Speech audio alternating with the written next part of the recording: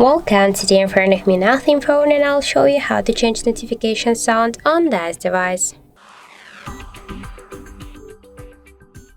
So let's first open the settings and then tap on the sounds and vibration. After that, we should see here the notification sound. Now we have selected this one. We can just select one from this available default notification sounds.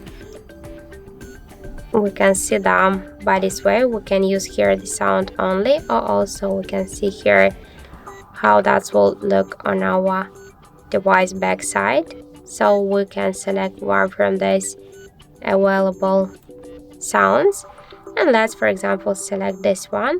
Just tap here set ringtone, and now we can see that we just successfully changed notification sound on our Nothing device. So that's it. Thank you for watching, and if you find this video helpful, don't forget to leave a like, comment and to subscribe our channel.